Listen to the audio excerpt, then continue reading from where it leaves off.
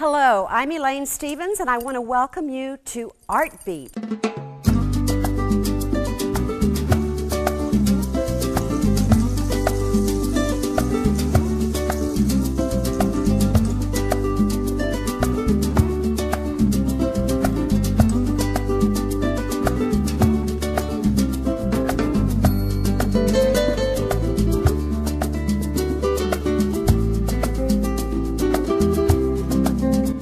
Hello and welcome to Art Beat. I'm your host, Elaine Stevens. Today we're at Teresa's Gallery in Ocean Springs. We love Teresa's Gallery because she features so many local artists, and one of them is Melinda Gandy. She refers to herself as a master of light and dark. Stay with us, we'll be right back. Welcome back to Art Beat. If you have just tuned in, my guest today is Melinda Gandy, and I've been dying to meet you. So Thank you. What a pleasure. I saw your exhibit at the Walter Anderson Thank you. In the Joe Love Little Room, and I said, what a talented lady. And you are truly admired by many artists here in the local community. Oh, that's wonderful. So, now that I see your work up close, and I'm just enchanted with it, of course your artist statement focuses on the four seasons. So do tell us how you came up with that. Well, I had to come up with a new theme. The last collection I put together was a light on water, and I couldn't seem to stop painting water. And I said, people are going to be bored with this, so I'm going to make a new theme. So I did the Four Seasons South, and so I started with spring and moved through summer and autumn and winter. But as I was reading your statement, each one you described it so beautifully, Lynn, and you feel, as you go through the artist statement, you become more part of the Gulf. We are the Gulf. We are the Gulf. We are the Gulf. I was born and raised in the Gulf South. I have so many memories. You know, the when I was little, and there were 3 kids, but there was only one bicycle for Christmas. You know, we put on shorts to go out and ride our new bike, and then many years later, I cooked Christmas dinner in a fur coat because it was 14 degrees, and stayed there for a week. So winters are very they're sort of hysterical in the South. And then we've got the summer, and that's fairly hysterical too. And I have lots of heat, lots of humidity, but it keeps us young. We look prettier than we should. If we lived in the desert, Southern we wouldn't. Glisten. That's right. We glisten. We never. That's we right. Never sweat, That's right. We never perspire. We simply glisten. Some of us do. Well, I have to tell you that your work is truly amazing. It's surrounding me, and I'm delighted to be surrounded by such beauty.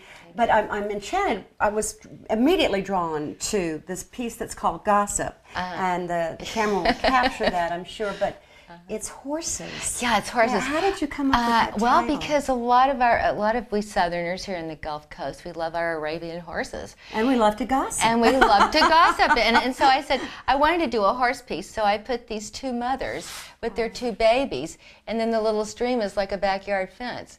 And the one on the left's going, well, my little Sally was able to stand all day. By the time she was something, the other one's going, whatever. Comparing the abilities of whatever, their children. you know.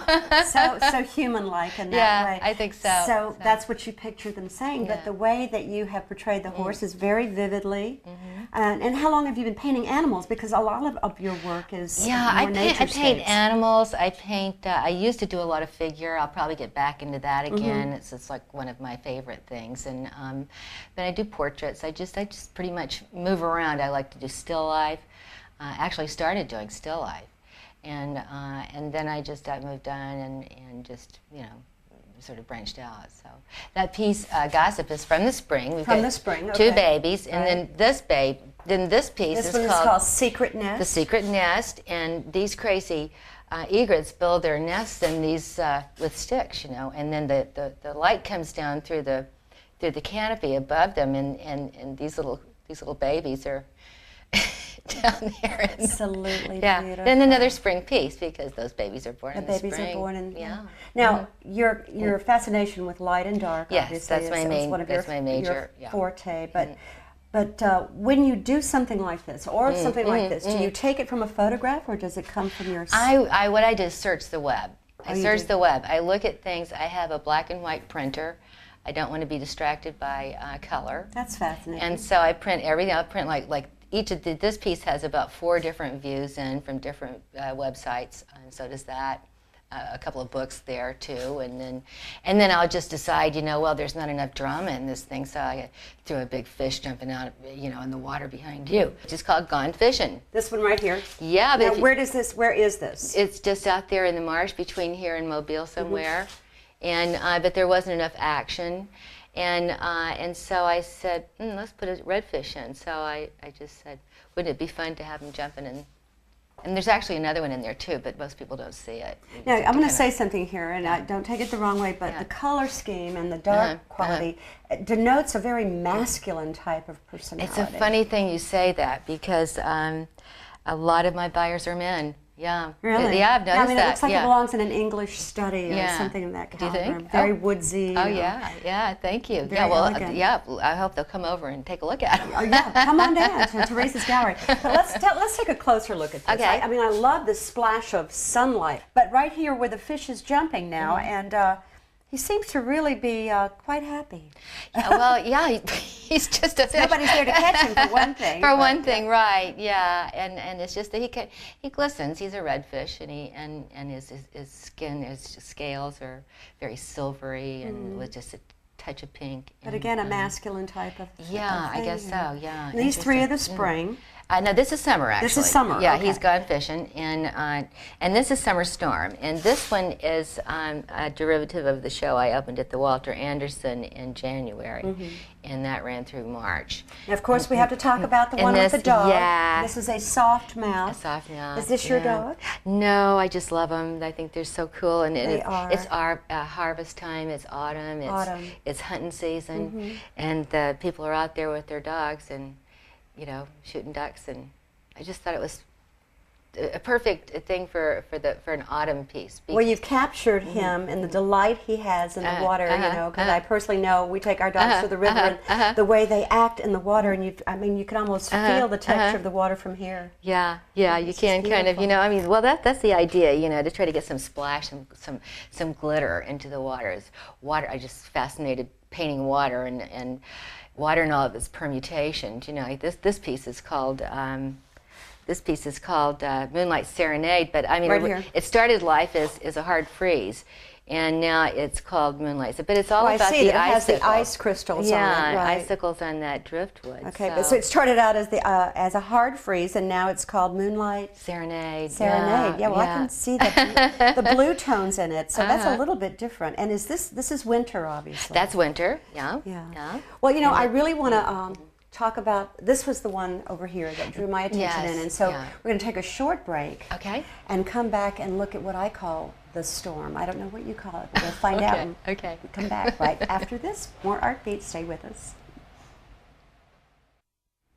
You're watching Art Beat. My guest is Melinda Gandy, and I have to tell you, Melinda, when I look at this, I get a bit anxious. It reminds me of the surge of Katrina. Interesting. The name of this piece is A Foggy Day. A foggy day in London town?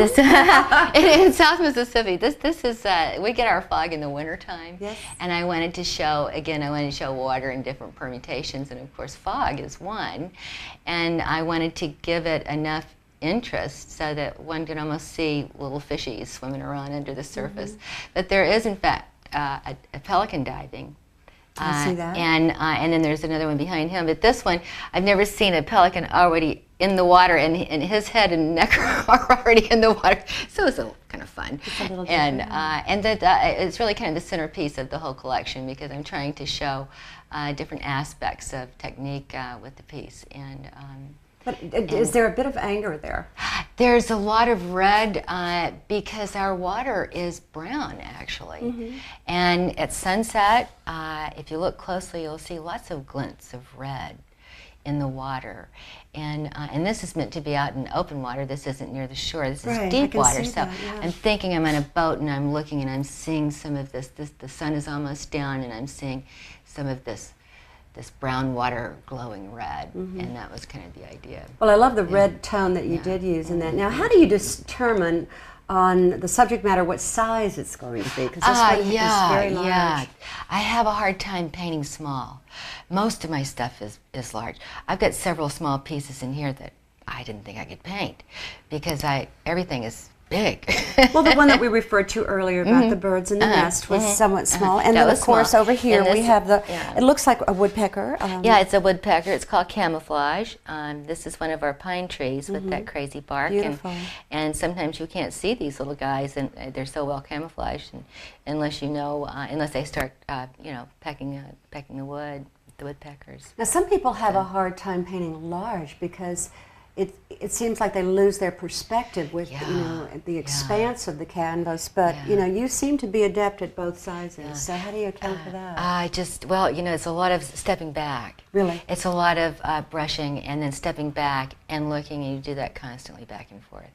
And that's a real hard thing to remember to do because you get concentrated, you get into a piece. But if you have to get back at least 12, 15 feet, and then you can look back and see it. And then from time to time, I carry them outside and lean them up against the house and look at them in a different light. In the light, yeah. I mean, you're the master of light, and I see that and reflected in your paintings. Very kind of you. I'm fascinated by this because it's yummy. Yeah. For one thing. I know. What do we call this one? I know. Well, my friend Linda Rossetti, who sponsored along with Jermaine at Gallery Open House about a week and a half ago, and she and her husband own Quality Seafood, and so she just let me come and have the run of the place, and so I did. I kind of slapped all these flounders on there and then a big redfish and a bunch of oysters, and I just started painting, and I just love it. That piece is an autumn piece, and it's called Still Life with Copper Plate. Because all Say that one more time. Still Life with Copper Plate. And Still Life with Copper Plate. And then I grabbed some more stuff, and I see that. Yeah, I made I got crabs and oysters and shrimp. So all of this has our seafood, our Gulf Coast, and these are all autumn pieces. These pieces are spring pieces. Some of the pieces sold at the show, and they're no longer in the collection. And some of them we really didn't have room to put them out here. So I've got other pieces. I've got figure, and I've got a couple other pieces. You know, back in the back. Foolish question because I'm not an artist. I appreciate the work, but at the same time, the colors seem similar. So how do you determine what season it is? Obviously, we have birth with the animals, and that's an obvious thing. But how do you decide? I understand. Well, the color kind of unites it. The palette kind of unites the whole collection, and it's going to be shown together. Much of it's framed the same, and so I just tried to give other clues, you know, like the icicles and you know, that kind of thing. So. Well, it's just beautiful. I mean, this one has a different feel to it entirely because of the blue tones in it, and it has that crystal thing. It looks like an ice storm almost. Right, it does, doesn't it? Yeah, it's really it does. But I feel like I'm standing near something in Ocean Springs, right at maybe further down, out just a little beyond St. Andrews. Yeah, out someplace where they've got these old broken down cypress trees. I love them. I know, think they're don't beautiful. you love them? They're just I know. Well, we're going to take a short break, and we're going to find out who the real Melinda Gandy is. Where did she come from, and how did she learn to do all this? Stay with us. We'll be right back right after this. Thank you. Join John and Josh Church and Charles Busby as they host Southland Outdoors.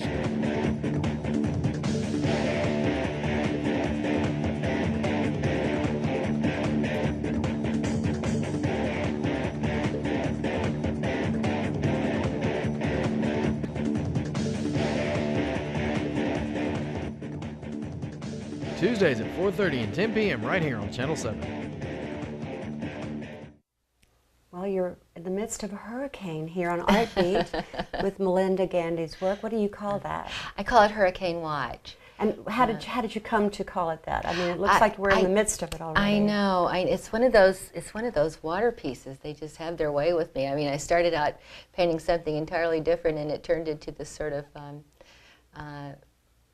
feeder bands across the top, and then sort of spray in the front, and the seagrass is leaning over a little bit, and it just sort of turned into a pre-hurricane thing. But that's part of life on the Gulf Coast too. It is. And we're still here. It is. I love that part about your artist statement. The last sentence was that. Now, as far as I'm always amazed when an artist defines themselves in certain ways for the show as far as their title is concerned. What is the designation between fine artist and simply artist? Oh, well, I think any artist can be a fight.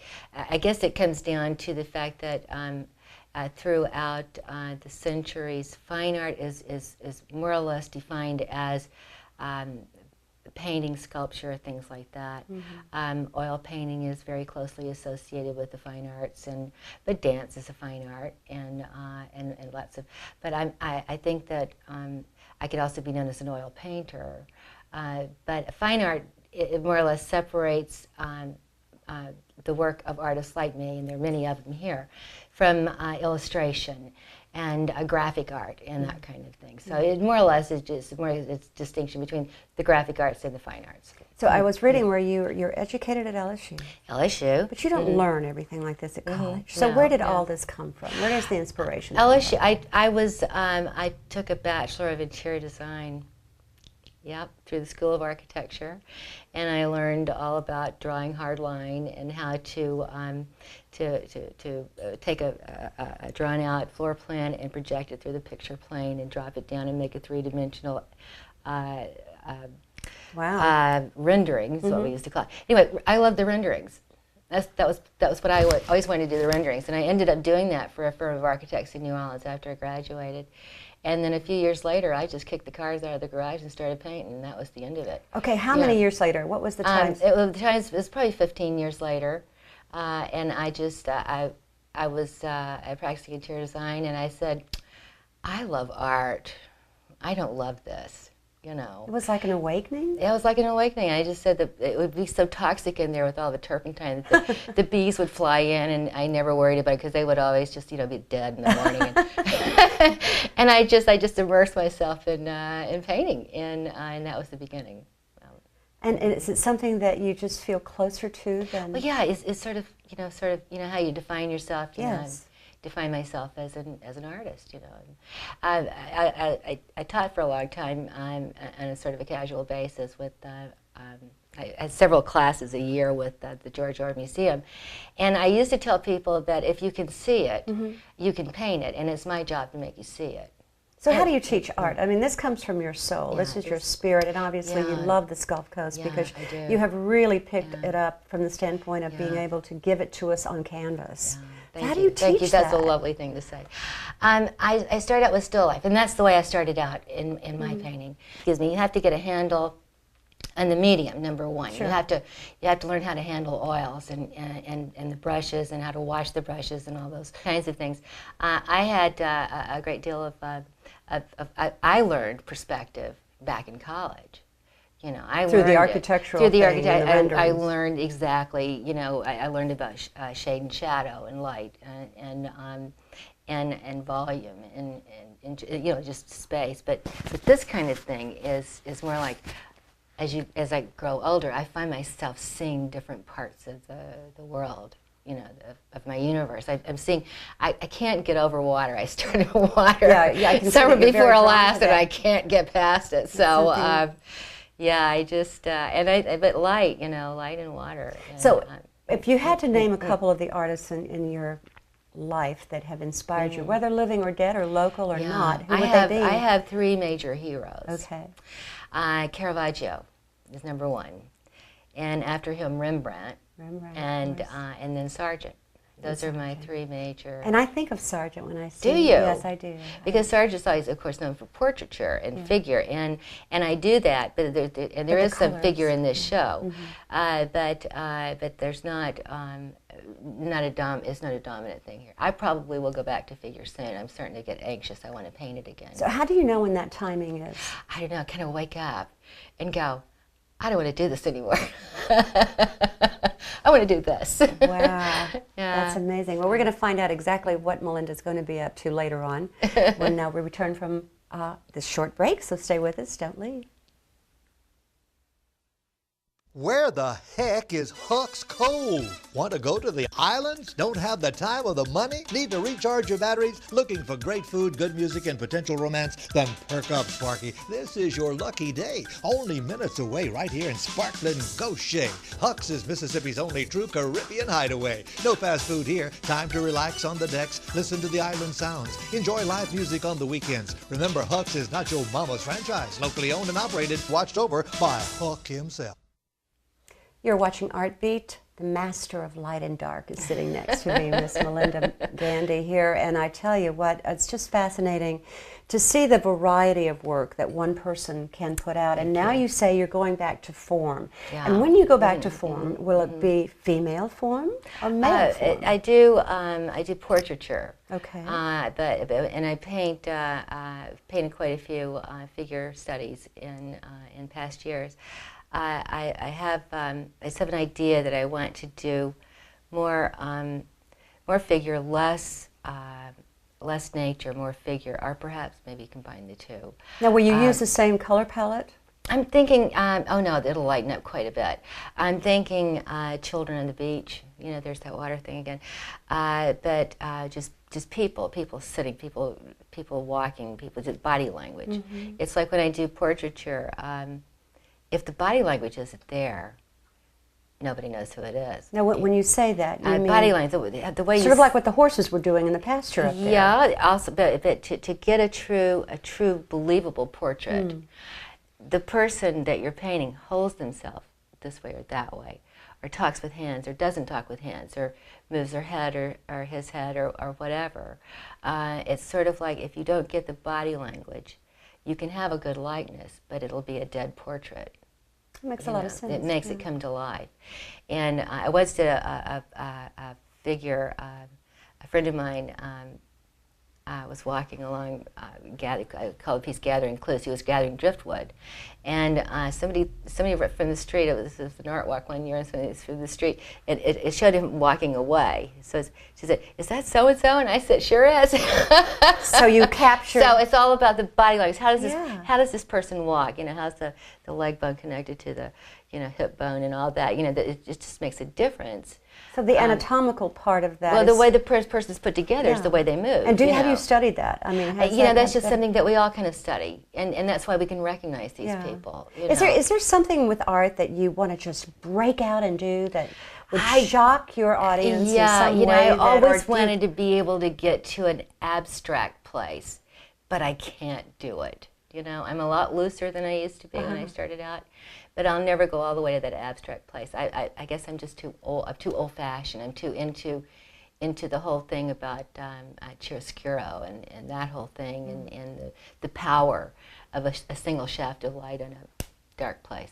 Even in this piece, shaft of light in a dark place. I love that. Yeah, that's the whole Caravaggio thing. And then it moved in, and then Rembrandt took that up.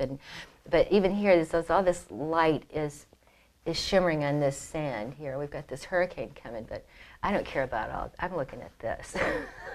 And you're quite fond of this technique, I see. Some of the other work that you do. I do. And I love to use impasto. I love to be able to feel it and pet it. So here we go, and this is what we talk about on Art Beat quite a bit. And I've mentioned this before. As a child, trained not to touch anything by hand, and all of the artists that I've had the privilege of speaking with caress their art with such adoration. If somebody buys a piece, I say, you can sleep with it if you want to. It's wonderful. Just pet it. Lovely? Because this is not going to be done again. This is a one-time thing. So I'm sure in watching this, Melinda, that there are some young folks out there that are going to be inspired by you. What would you tell them about studying this kind of work, and what would you encourage them to do in their approach to art? Okay, in my opinion, this is my opinion. You need to learn the rules before you can break them. So you don't just start out. So if you go to an art teacher that tells you, "We want to see your emotion on this piece," if you don't know the rules, you can't break the rules. If you don't know how to apply the paint so that it will, live very happily with the next paint that you put next to it or over it or whatever. You just need to know the basics and then go for it. So you need to go to school. You need to go to school. Yeah. You need to go to school. We always talk about the artist's personality on Art Beat. And you being the master of light and dark, is there a dark side to Melinda Gandy? Of course there is. I don't run around in graveyards by the light of the moon, but I do have my down days. Please call us, because Phil and I are going to come out there. Oh, you are. You'll probably film me. Yeah, right.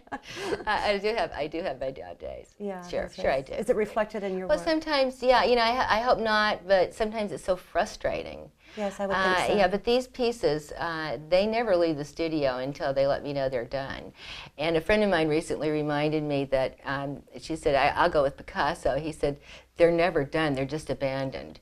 You know, oh, because we artists, we want to keep going back in and reworking. Picasso. Yeah, Yes. so yeah, I have my down days, and then I just go away from it. So is it hard to let the piece go? Oh no, To another owner. If it's going to a good home, I'm happy. I'm very happy. You know? Well, if you want to find something that you can call your own that will live a lifetime, and certainly it is the legacy of Melinda Gandy here at Teresa's Gallery in Ocean Springs, right here on Government Street.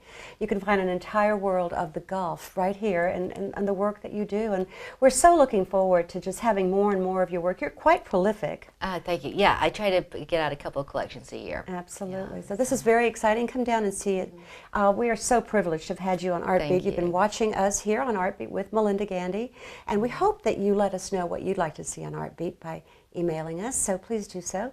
I'm Elaine Stevens, and we'll see you next time right here on Art Beat. Thanks for watching. Thank you.